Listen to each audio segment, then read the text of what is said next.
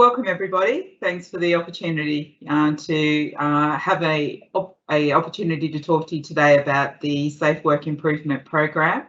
Is much appreciated. To start us off, I'd like to acknowledge country. So I acknowledge the traditional custodians of the various lands which we meet today and the Aboriginal or Torres Strait Islander people participating in this meeting. I pay my respects to elders past and present and celebrate their ongoing culture and enduring connections to country. Thank you very much. So David, the floor is yours. Oh, sorry, Damien, the floor is yours. Thanks, Laurel, and welcome everybody to what's our second industry forum. And I'd just like to recognise the SWIP team, the Safe Work Improvement team, for the work that they've been doing now for a little on 12 months. We've introduced a whole heap of really valuable changes into the organisation, and not just the SWIP team, but also a number of people within ARTC who have been helping put those solutions together and helping to implement them so they stick. So we're really putting a lot of effort to engaging with our workforce and now engaging with our stakeholder partners in the contractor world, because we do operate an environment where we rely not just on our internal staff to undertake track work, but also with our contracting partners, and it's important to engage with you guys and girls in the change process. So for today, first off, we've got a bit of a get to know the audience to understand who's online and start to engage a bit. We'll have an overview of the Safe Work Improvement Program. We'll look at an overview of the new corridor access management process and an overview of non-technical skills development program, which is about to kick off.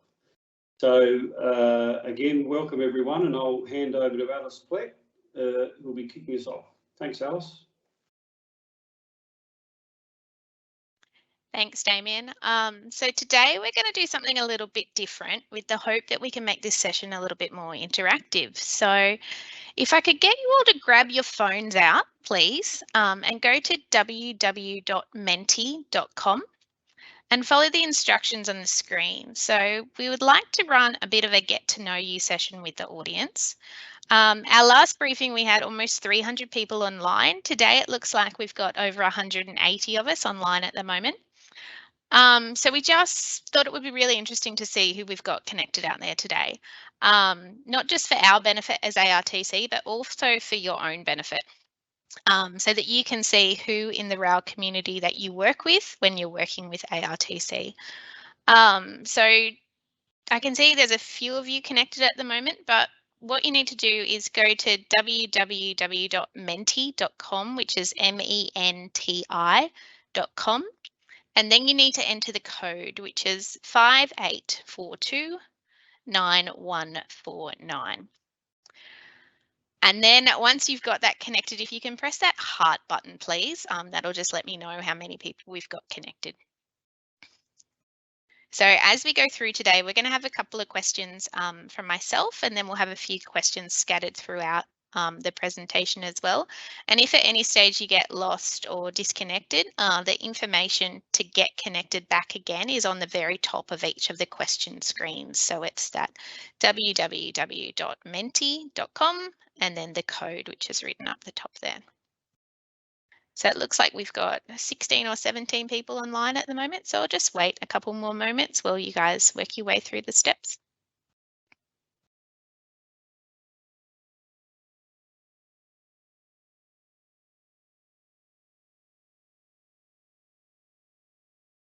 Thanks, everyone. For those of us who've just joined, we're doing a bit of an interactive session. So if you can grab your phones out and go to menti.com and then work your way through and type in the code, that'd be great. So I can see there's people connecting now. And I might flick to the first question and we'll start to get our responses coming through. And the people that are still joining will be able to start working with us once we get to that next question. So the first question, I thought we'd start with something really simple. The question is, how many years have you worked in the rail industry?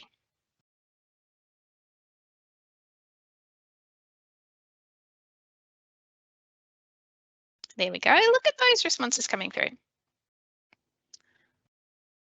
Wow, look at that. It looks like we've got quite a spread of experience and also quite a few people in the room that have quite extensive amount of experience, so that over 10 years and over 25 years. And I think as a rail industry, that's one of the things we're really fortunate with.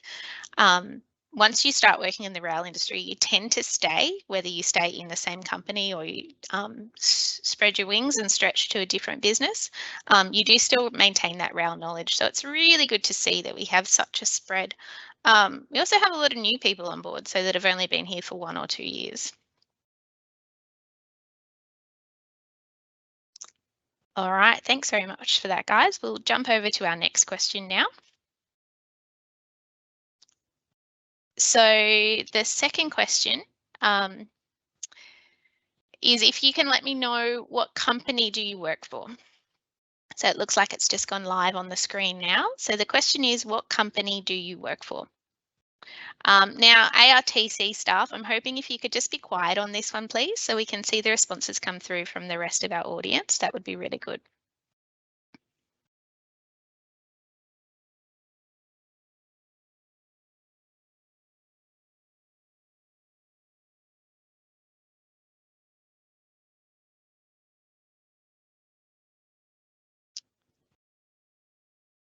It looks like we've got a bit of a pause there.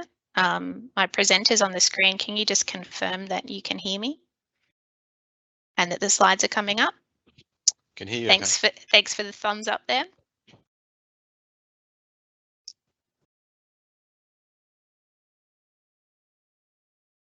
Sorry, I'm not too certain what's happening at the moment. It looks like it's just loading, so please just bear with me.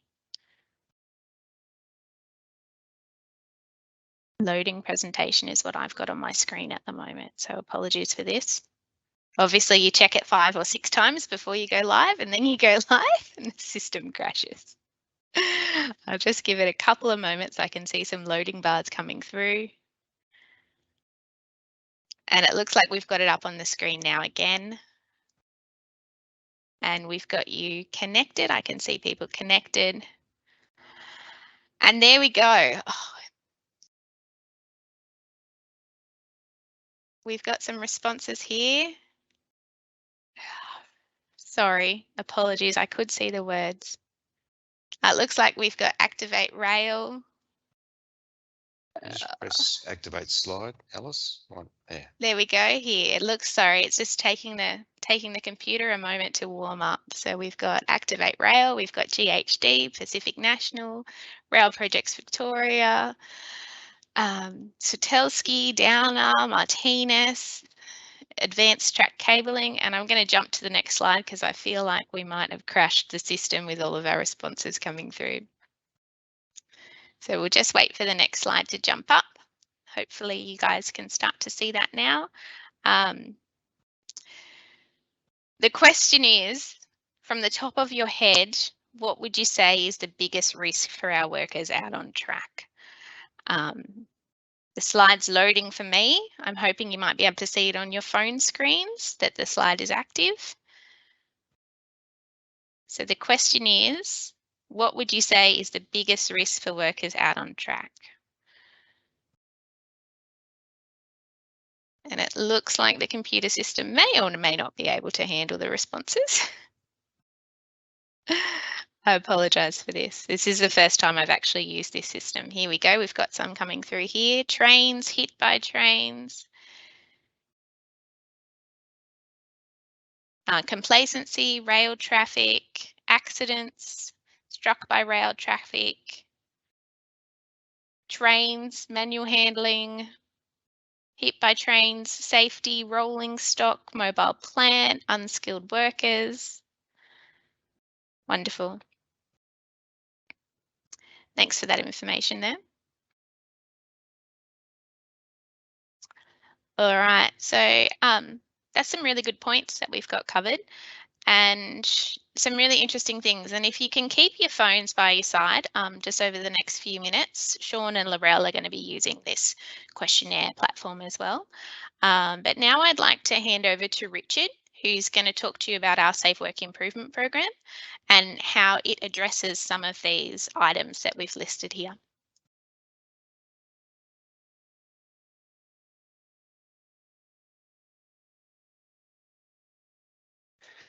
Thank you, Alice, and good afternoon to everyone. Thank you, as been mentioned before, for attending the session. I'm just going to provide a very brief overview of what is the Safe Work Improvement Program. The next slide, please, Alice.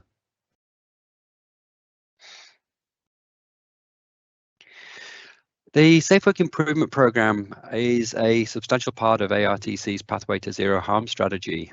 As we discussed at the initial briefing, it is a holistic change program that is designed to deliver a single ARTC approach business-wide. It is a step change program that's been designed to fix a number of key challenges that have been identified across our organisation. It consists of 8 projects delivering 17 individual solutions or sub-projects, and all of these are required to make the step change. 9 of the 17 solutions are commitments that have been made to answer as part of an enforceable voluntary undertaking. And the programme is not a complete solution without all of the solutions. As mentioned, it is a bit like a jigsaw. And with most programmes of work, there are some short-term, some medium and some really long-term activities being completed. And ARTC will together improve the experience of everyone who works with or for ARTC. On the next slide are the projects that are being delivered. And these are the 8 projects, and the focus of these briefings is keeping you updated on their progress, and we'll be providing with more detail on the projects as we develop it. The previous briefing session covered Project A, the Safe Work Assurance Framework, and Project G, the revised Worksite Protection Plan and Pre-Work Brief documentation. Today we'll be providing an update on one of the solutions within Project F, that is the Corridor Access Management, which will be provided by Sean Stanton, and one solution within Project C, which is the Non-Technical Skills Programme provided by Laurel McLean. And as we go through the programme of work and further develop these solutions, we'll be coming back with more information on each of these 8 projects. On the next slide, we have the solutions that we have delivered so far. We are 1 year into a 3-year programme, and these are the solutions that we have currently delivered, which are the review of the core technical knowledge of safe working personnel, which has been updated with our RTOs. We have defined the new ARTC hierarchy of protection for the whole ARTC network. A separate project will be initiated to complete and implement the change into our business. The deployment of ETAP in New South Wales. And the last one we've completed so far is managing our internal staff works in the field through iPads using our enterprise asset management system through an app called Mobility or Field Worker. Excuse me. On the next slide, it shows what the next 12 months look like. So the projects have been programmed to reduce the overall change impact. On the 12th of July, Project C's revised Worksite Protection Plan and Pre-Work Brief documentation went live. And the other projects you'll currently be experiencing is through Project E, the Communication Standard, and Project F, the Corridor Access Management. These are currently being used, and we will bring you more information on all of these solutions as we develop it. On the next slide, I will just provide a brief summary of what the Safe Work Improvement Programme is. So to wrap up, we are delivering a complex interconnecting programme of changes with holistic solutions to define a single approach across ARTC to a given set of circumstances. This is quite groundbreaking within ARTC, and we are not alone in needing to complete this work. It is essential to focus on the core of the role to make sure that we improve planning, training, competence and assurance, and by providing technological tools to fully equip our safe working personnel. We are striving to ensure the highest form of protection is chosen with a risk-based approach, and SWIP is leading a cultural shift within ARTC which will support the greater programme. I will now hand you over to Sean Stanton, who will provide an update on Corridor Access Management. Thanks, Richard. Yeah, just before we go into the Corridor Access Management explanation, I'd just like to go back to the Menti again, and just to ask you a question, how often do you work out on track? Is it daily, weekly, monthly, or infrequently?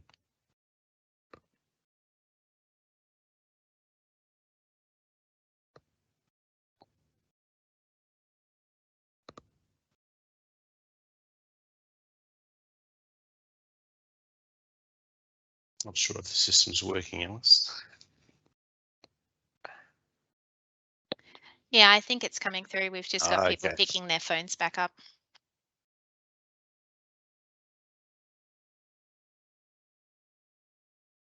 Okay, some good numbers coming through.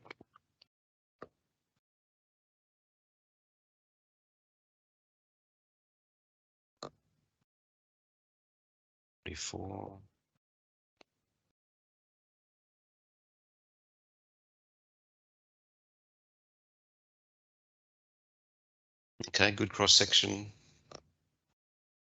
Quite a number infrequently.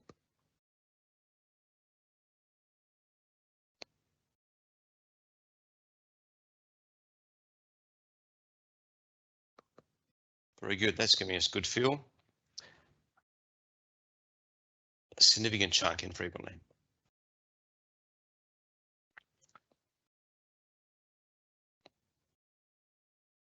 Excellent.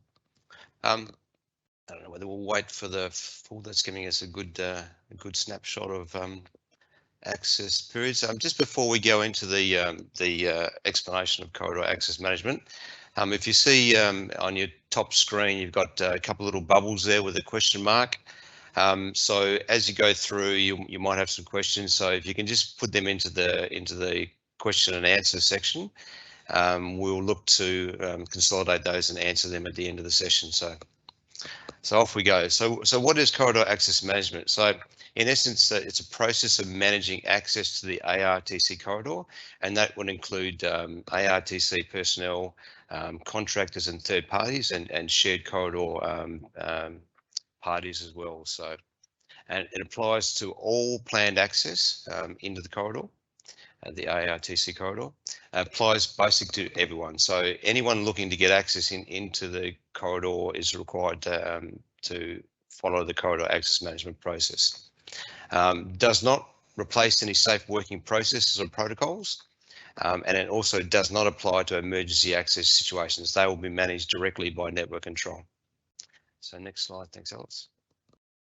So why is CAM needed? So we've had many historical incidents over time which have prompted the SWIP program, and those incidents have been where we've had people that have been in the corridor, didn't know where they were, had taken out the wrong protection, potentially were in the corridor without protection at all, and that's led to some incidents and near misses and some accidents. So from ARTC's perspective, we've got a duty of care for our people, and that's our people includes the employees, direct employees, contractors and third parties. They're all our people we have duty of care for.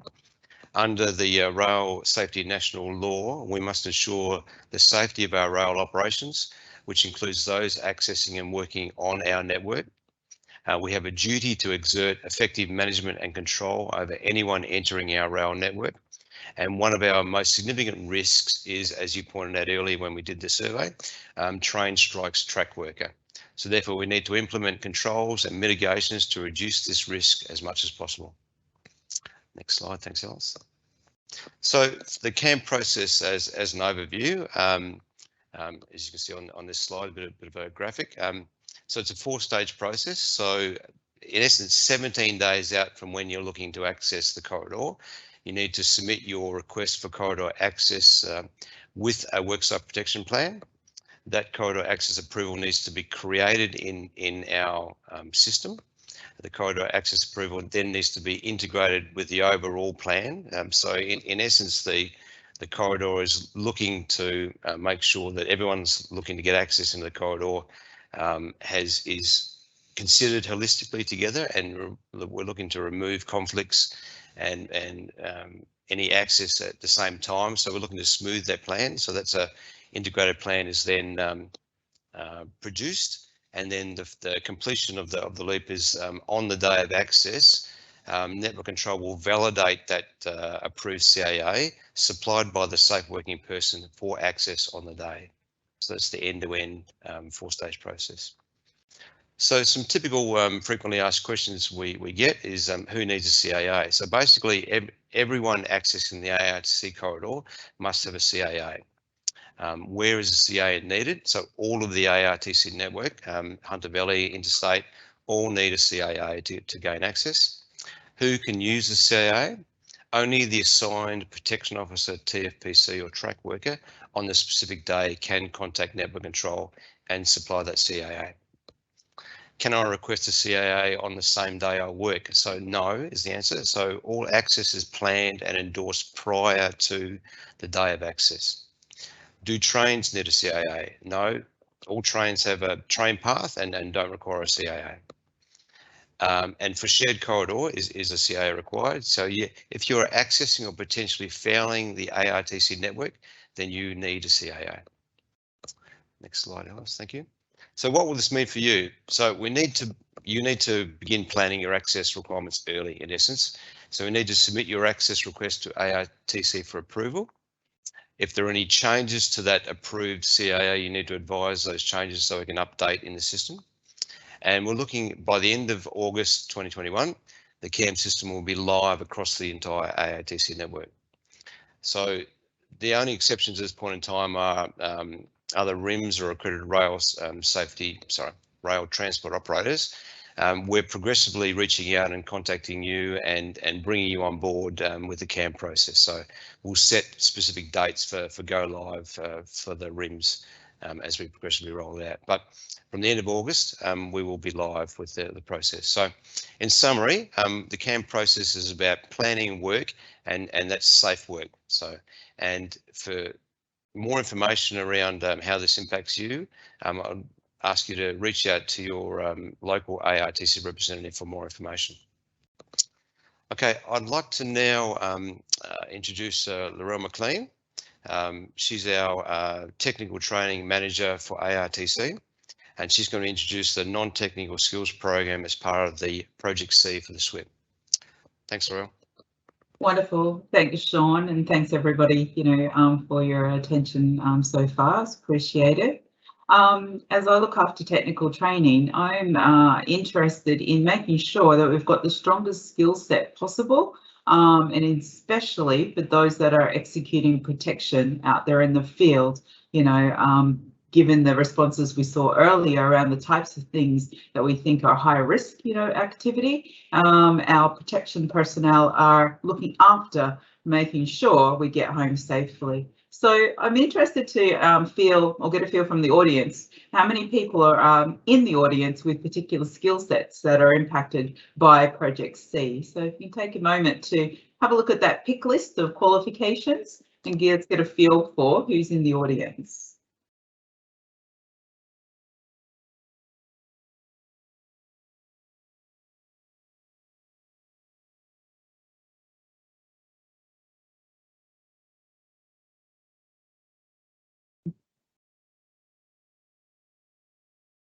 Very good. A nice sort of, spread across the type of quals that we're interested in or looking at impacting. A large group of people potentially supporting those who are out in the field, so it's brilliant.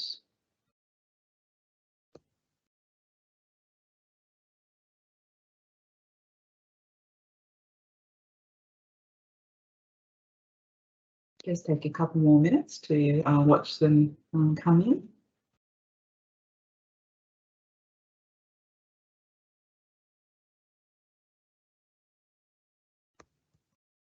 Wonderful. Okay, so if we sort of, wrap up from what I'm seeing in our audience, a large group of people, are using safe working credentials, whether it's around hand signalling or safe working, through to those who are executing protection. So as protection officers level 1 through to 4, or a track force protection coordinator. See quite a number of you on board, and a few people coming in from South Australia with our track worker, qualifications. As I said, a large group of people who are potentially supporting those who are out in the field executing. So those who've got those non-safe working qualifications. So let's jump in and have a look at what this non-technical skills development program might mean for those who are in the audience today. So I think we've got a real split between those who are going to feel an impact because you'll need to work with us on that investment in enhancing those skills that you're currently using, and then those who are going to support those people who are going to need, to move through some non-technical skills, processes and improvements. So why are we talking about non-technical skills and their development, in particular for our protection officers, our track force protection coordinators, and our track workers? That body of people are fundamental to that separation of people from trains and trains from people, which was raised earlier as a risk. So if they're fundamentally making sure that that's executed well, we want to make sure that they're sitting with the best skill set possible. And therefore, we want to look at how can we improve, how can we invest in that skill set to make sure protection is delivered in a way that allows everyone in the corridor to have that clear commitment to safety and what's the best way to execute. So our aim in coming up with a program of non-technical skill development is to recognise that these skills exist. And when I talk about non-technical, I'm talking about the way that you communicate, the way that we build trust in the way that we plan and we think about our decisions when we're executing protection. We're thinking about the way that you can do that with courage and confidence. Those type of skills complement the technical skill that you've got, which is the rules and regulations and the way that you need to choose good protection, but then how you're going to communicate that out. So our aim is to strengthen those, identify them and strengthen them, which then gives us an enhanced safety position. We want everyone who's doing protection to be capable and confident to apply that ARTC way of working. So blend the two worlds together, my technical plus my non-technical, to give us the strongest position on executing protection in the field. So how do we plan to do that? What's that pathway forward from I've got a credential now, what might I need to do? And we're really just giving you the first taste of where we're heading, with this concept of our pathway to future. So many people will have great communication skills, know how to build trust in the way that they plan and talk with people and execute and monitor the work site from a protection perspective. So let's look at a recognition of prior learning. Let's see whether or not you've got those skills. Whilst we've never looked for them before, it doesn't mean they don't exist. So there's an opportunity for recognition of prior learning. For those where we need to spend some time and we need to, enhance that skill set and really invest in this skill, we're pulling together a one-day program that will talk about how you can enhance that communication, the building of trust, the making good quality, decisions. Is what's some quick ways to think about doing that and apply it to the way they execute protection. Let's invest in that for those who need that support. For those who have never been a protection person, what will their world look like when you need to pick up a new skill set, or as people leave the industry and you need to put more people on? There will be a combined rules and regulations with a non-technical program. So the idea always is that these skills go hand in glove. We teach them together and people will pick them up together. And then everybody, irrespective of where they've come through their journey, whether it be an RPL, whether it be a program, whether it's, a combined course, will go through their 2-yearly verification of competence, or what sometimes gets called your recert.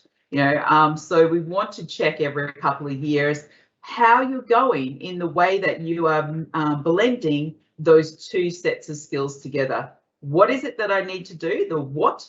So if I'm doing, protection, and then how do I make sure I execute that vision of protection strongly, clearly, consistently, and with, conviction or commitment to safety in our world. And like we do now, we check every 2 years. We will continue to check every 2 years. What's the big difference for us in doing this, in going through recognition of prior learning, one-day programs, or 2 yearly verifications? It's really about saying that we want to transform the way that we approach training. Historically, you might have just always had, whenever there's a change, everybody has to come through, and it doesn't matter whether or not you've got this ability, whether or not you've learnt this elsewise or in your past. We really want to transform learning into set the benchmark, find out a way to work out whether or not you've demonstrating that skill, and then make sure that you are competent. So it's a invest and enhance in a method that makes sense to where the person's at, not a move everyone through a one size fits all. So therefore, we think safe, we work safe, and we'll be home safe based on strong competency of where you're at. Thank you. So if you do have questions or queries, like Sean said, feel free to throw them into the questions area and we'll come back to that. Otherwise, I'm happy to hand across to David Bainbridge, who's going to cover us for the questions and answers component of this course. So thank you, David. Thank you, Alice.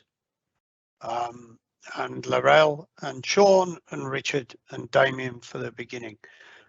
So there are currently 21 questions that have come through. There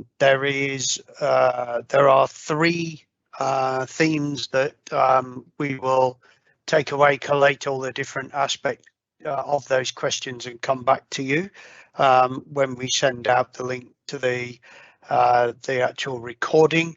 The first one is around sickness on the day for the safe working person. Sean will craft an answer that explains what will happen in that one. There is also a theme of a number of questions around changes to either the safe working person's detail in the run up to the work or the late changes to the details of the work. And that we will give you an explanation of that. But the driver here is that we start to plan our work much further out so that we have assured work that we know we're going to do in the right place at the right time.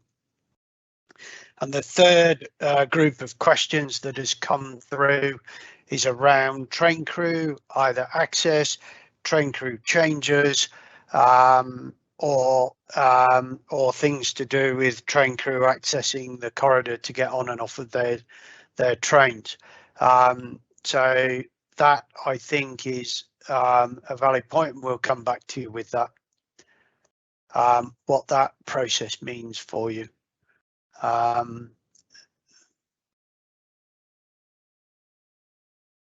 Yep, and that I see is pretty much all the questions to date. We have answered some of those questions which are easy to answer, but we will collate this list and we'll provide all the answers along with the link to the recording. So see, we've still got questions coming in.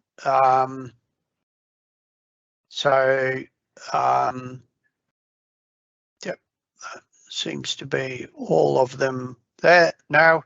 Can't see any more now. Good. Oh no, another one popped up.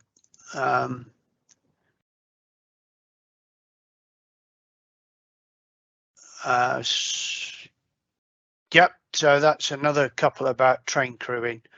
And one about training.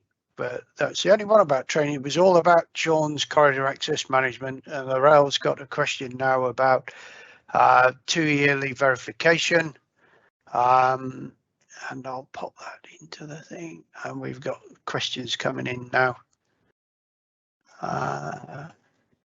Yep. Okay, so keep the questions coming, and just as a wrap up, I would like to thank everybody from the SWIP program, from the solution delivery people, that's Laurel and Sean, and Damien for doing an invite. For those who didn't know, just prior to us starting, South Australia had a blackout, which coincided with the announcement they're going into lockdown for 7 days, which sort of has played a bit of havoc with our systems and computers. So it was very well done to the entire team that we managed to get everything back together. It shows how flexible and good at working under pressure we all are. And we really wanted to thank everybody for their time today, for the questions you've asked. They're really valuable to us, and we will come back to you and answer those. And we have the next session will be in September, and we will include in there an update on how we are going with both our communications protocol that has been introduced, and also the how the worksite protection plan and pre-work brief that was launched on Monday is also going, as we're getting experience in the field every day. So thank you very much for your questions, for your participation. Thank you for participating in the Mentimeter. We will work out what the challenges were there with our with the technology for next time, and then we'll ask some even more questions so we can see and feel and understand what's happening in the world out there of our suppliers, who are a valuable part of our family. And if the questions, so we've now got 35 questions coming. It seems to have slowed down a bit. No, they're still coming. So we will wish everybody a very, very good day. Hope everybody keeps safe.